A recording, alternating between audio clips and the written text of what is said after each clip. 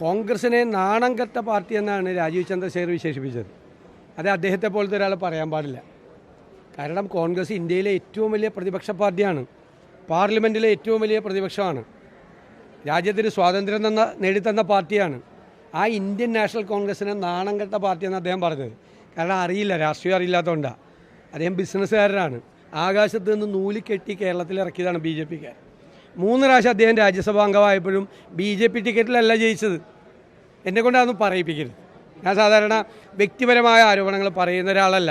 പക്ഷേ എൻ്റെ പ്രസ്ഥാനത്തെ നാണം കെട്ട പാർട്ടിയെന്ന് ഒരു ബി ജെ പിക്കാരൻ വിശേഷിപ്പിച്ചാൽ ഞാനതിന് മറുപടി പറഞ്ഞിരിക്കും. ആകാശത്ത് നിന്ന് നൂലിൽ കെട്ടിയിറക്കിയ ബിസിനസ്സുകാരൻ ഞങ്ങളെ രാഷ്ട്രീയം പഠിപ്പിക്കേണ്ട. അതാണ് എൻ്റെ മറുപടി.